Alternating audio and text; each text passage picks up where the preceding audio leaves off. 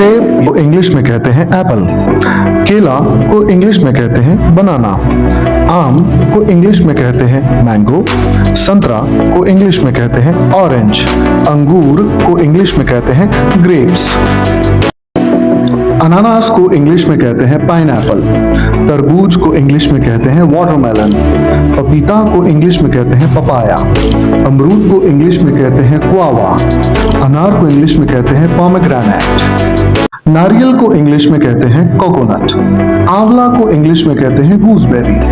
लीची को इंग्लिश में भी लीची ही कहा जाता है। मौसम्बी को इंग्लिश में कहते हैं स्वीट लाइम।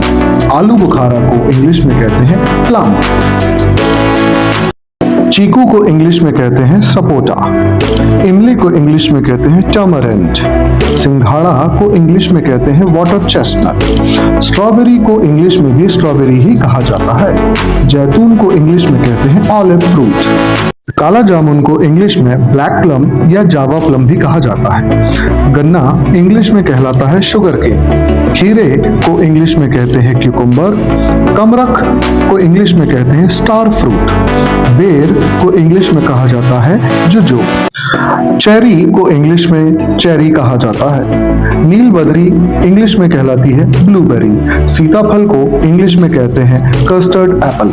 नींबू को इंग्लिश में कहा जाता है लेमन और कीवी फल को भी इंग्लिश में कीवी फ्रूट ही कहा जाता है। जामुन को इंग्लिश में कहते हैं ब्लैकबेरी। खुबानी को इंग्लिश में कहा जाता है एप्रिकॉट।